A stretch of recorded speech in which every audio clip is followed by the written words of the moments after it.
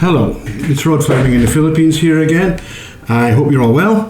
Today we're going to be discussing a phenomenon known as internalized homophobia, particularly in transsexuals. Now I'm sorry, I did say we were going to be cutting back on this sort of stuff, and we will be, but I really do need to do this one because it's following up on something I've already made.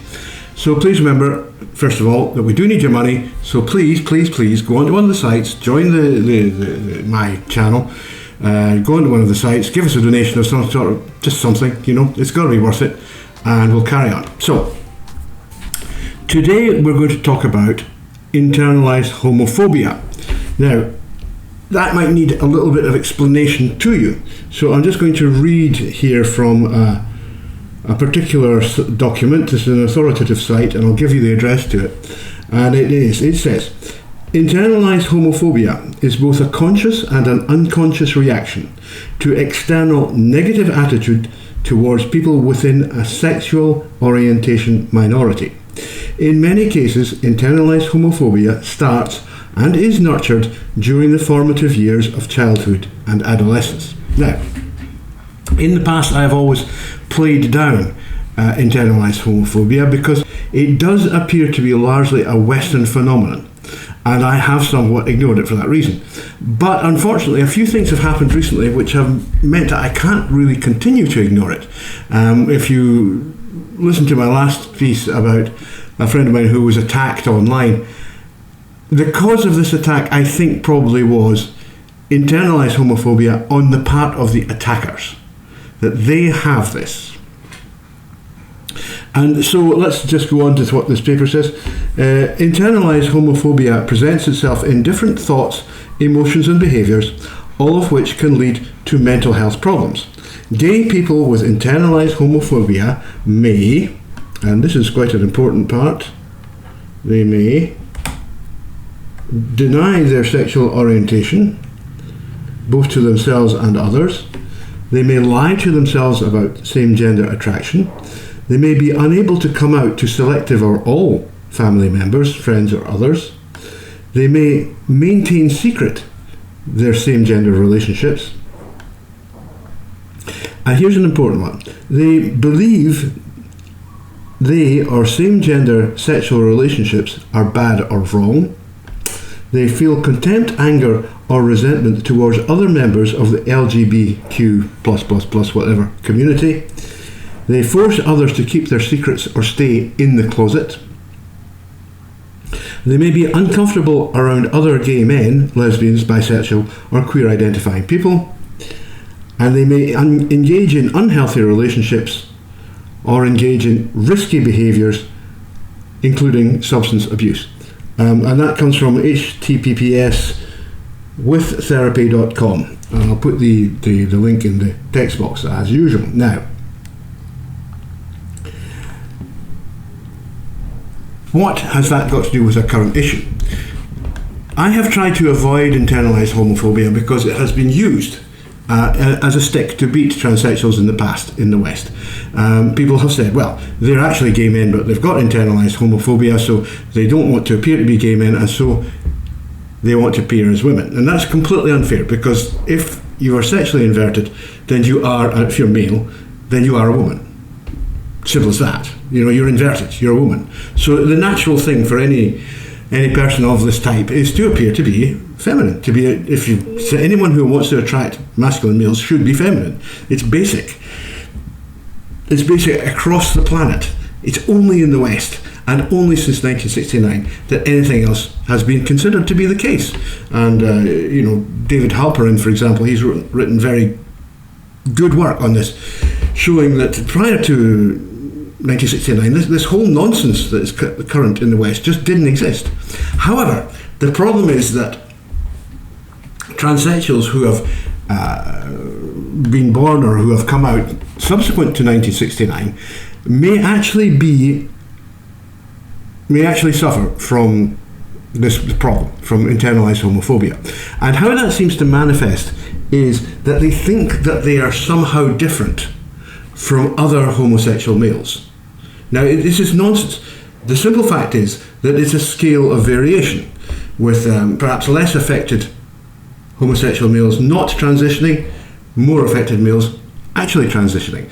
But there's also culture to be taken into account, in which tells you that in a really rankly homophobic culture like the West, or transphobic rather, culture like the West, fewer will transition. More will stay as gender conforming males because they can hide that way.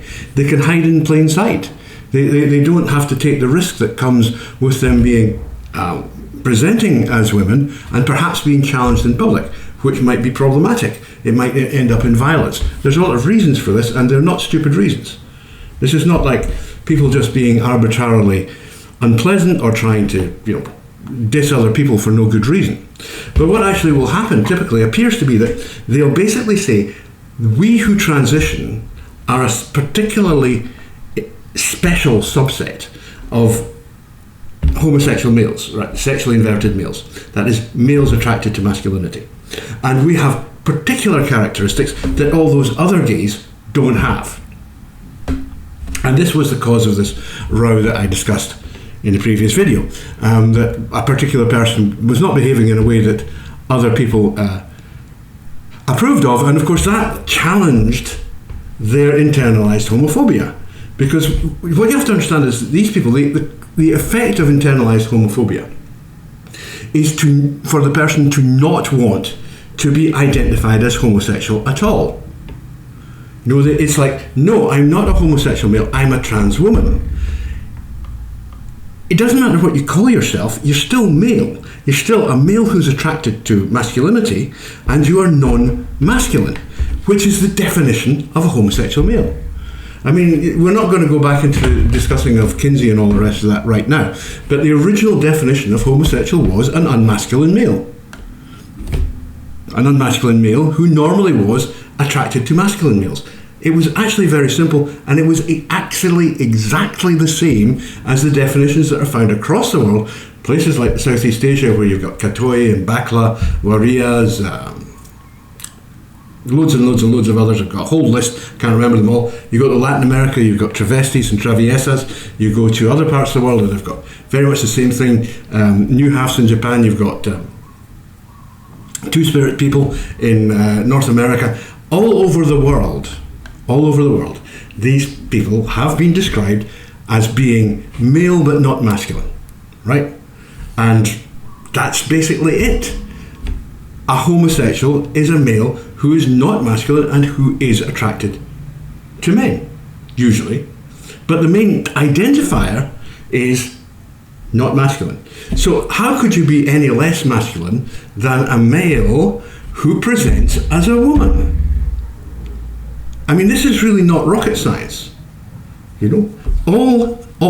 Every single person in this group is male. I mean, they might be beautiful. They might be actually some of the most beautiful women on the planet, and some of them are. They are stunning. They can have this ethereal, gorgeous beauty that is it's remarkable. It's truly remarkable. But they are still male. That's why there's a trans in trans women. They're not the same as what they like to call cis women. Women who were born double X chromosomes. This lot are XY, and they're all XY.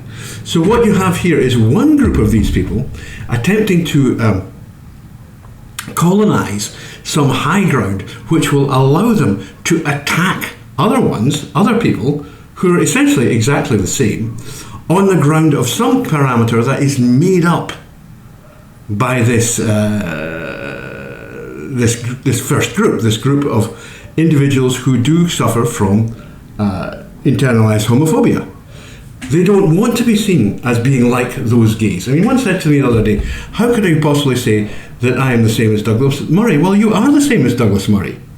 Douglas Murray just didn't transition, or rather, he didn't complete.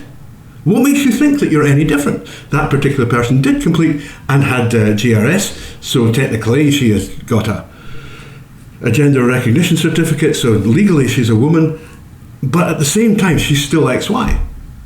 It's just that she went and did things that Douglas Murray didn't do. He made a choice not to. And I don't know what were the influencing factors on that choice, but the fact is, neither does she. She hasn't a clue. She's never spoken to Douglas Murray. She's just picking him out because she doesn't want to be identified with him. She doesn't want anybody saying, no, but you're really the same under the skin, aren't you? Which of course they are, because they're both XY.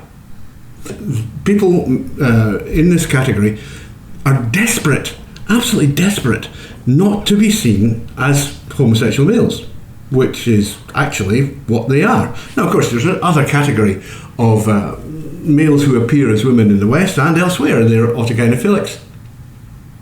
AGPs, or what I call them Jeeps, because it gets past the censors, basically. We're not talking about that. We're talking about the actual HSTS, homosexual transsexuals. That is, homosexual males who appear to be women. And they're all the same. It's not two different types. One type becomes, lives his life as a male, and one type lives her life as a female. It's the same, but cultural reasons and personal life choices make one go one way and the other go the other way. If the culture you live in is really, really transphobic, you're much less likely to transition, because there will always be that risk. There will always be that time when you don't quite pass, and you might be in severe danger. And in a situation like that, you might well say, well, I'll just struggle on pretending to be a man, because it's safer. You can't blame people for making that kind of choice. But then when you get people who are saying to other people who have completed, that is, other HSTS, that no, you're not really HSTS because you do this, you do that, you do yada, yada, yada, you don't wipe your bum the right way, you comb your hair on the wrong side, blah, blah, blah, blah. It doesn't matter. It really doesn't matter. It's all complete bloody nonsense. They are all the same. And I discussed the sexual practice in the last one. They're all the same. These people are all the same. There's no difference between them. And for people within one group to try to set up this idea of difference, to set up a hierarchy of, we are better than you because whatever, yada, yada, is completely immoral and offensive. It's really, really wrong. It should not be happening. I mean, what happened to all that stuff about solidarity? What happened about that stuff about, trying to protect each other's backs? What happened to all that? All out the damn window. All because some of you want to be considered superior to others. All because some of you don't want to be considered to be what you actually are, which is homosexual males. Sexually inverted males. That's what you actually are. You're, yes, I agree. We all agree. James Cantor agrees. Ray Blanchard agrees. You're at the extreme end of the scale. But fundamentally, you are not different. You're just more so. It's like a cup of tea. You put 4 sugars in a cup of tea, it's very, very sweet. If you put 1 cup sugar in a cup of tea, well, I don't take sugar, but you know what I mean. It's not very sweet at all. But it's still a cup of bloody tea. Do you people not get that? Differences in intensity are not fundamental. They're variations. How bloody basic do I have to get for you people to get this? No. So I say to all these people who have been on this particular bandwagon recently, no, you are not different. You are not different from any other male who's, for want of a better term, homosexual or sexually inverted. You're not different. You're the same. You might be more intensely affected, but on the other hand, you might not. The same intensity of affect in one country, in one culture, might produce someone who transitions. In another, it might produce someone who can't, because the culture is too hostile. So no, there are no such differences. They don't exist. And even practice, even if somebody is HSTS and says, well, I kind of quite like to have sex with me, when I stick my thingy in the man, and they like it, well, that doesn't actually change anything. It's very rare for HSTS to desire to penetrate men. But there are circumstances under which they will do it. It's very rare. It's not something that does not happen. In the past I may have over-egged that cake, and I may have made it appear more definite than it is. But there are no definites in science. There are no absolutes in science. There's no 100%. There's no 0%.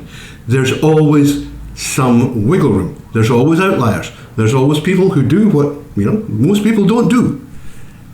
And that's what we're talking about here. You cannot take those people and say, oh no, you can't be part of our club of trannies because, you do certain things that we don't think are really appropriate for you to do, so you can't be one of us. That's bloody playground stuff. That's really offensive. Extremely offensive. I'm not even trans. I'm totally offended by that. I mean, what about all the girls I know? Okay, so what? You don't have silicone boobs. You can't be a transsexual if you haven't got silicone boobs. Oh, but you still have a cock.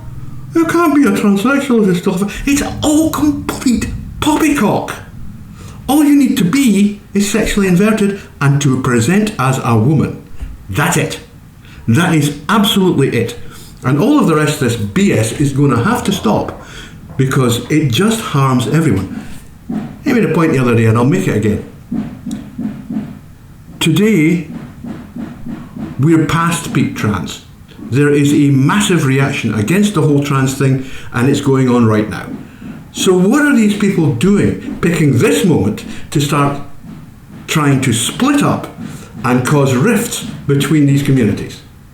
So, excuse my neighbour, so that they can't stand up for each other, so that they are divided. Divide and conquer and hand it to your enemies. Because you won't stand for each other. You won't stand, I'm a real transsexual, I wouldn't fuck her. So see that wee lassie over there, if they go and beat her up, I don't care, because she's not really, I know she will actually penetrate men, so she's not really one of us. Doesn't really matter if they go and give her a good hiding, does it? That is what you're talking about, and it's absolutely unforgivable. It's totally unacceptable. And I will not stand by and let it happen without saying something. You can better believe that. I will use what platform I have got to completely shame you people. Because that's what you need. You need to be ashamed of yourselves. Thank you.